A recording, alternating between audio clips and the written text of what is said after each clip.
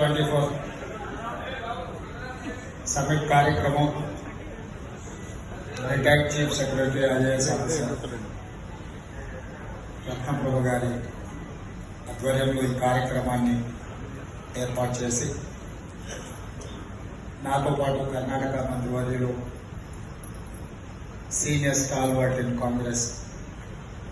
నియప్ప గారిని, అదేవిధంగా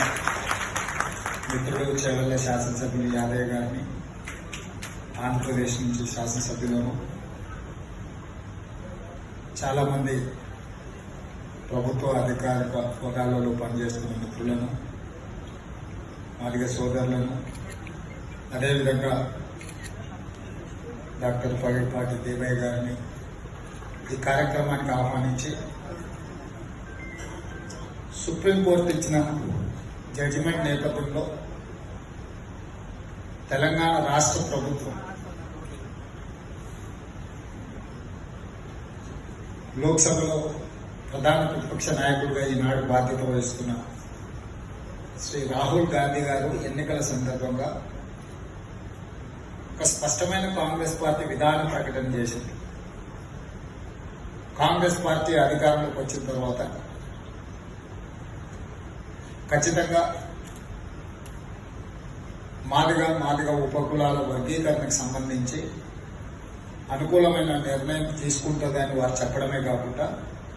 మా AICC అధ్యక్షుడు మల్లికార్జున ఖర్గే గారు చేవెళ్లలో SC/ST డిక్లరేషన్ సందర్భంగా కాంగ్రెస్ పార్టీ విధానాన్ని స్పష్టంగా ప్రకటించడం జరిగింది.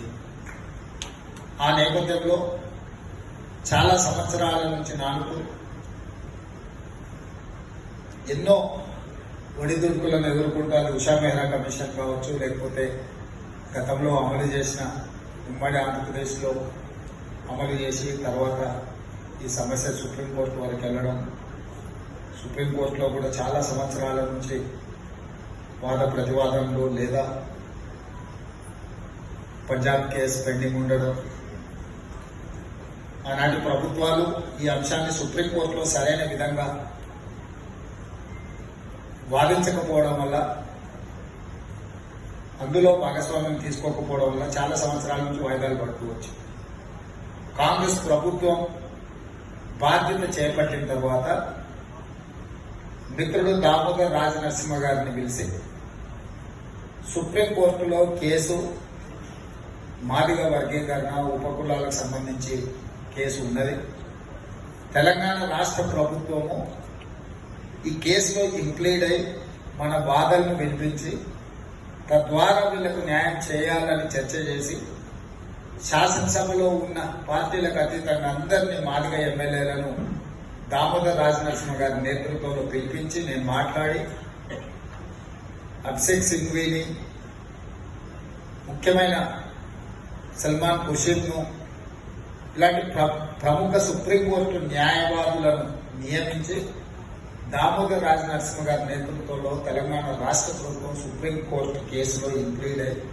ఆ కేసులో వాదన వినిపించి ఆ జడ్జిమెంట్ రావడానికి తెలంగాణ రాష్ట్ర ప్రభుత్వం చాలా క్రియాశీలక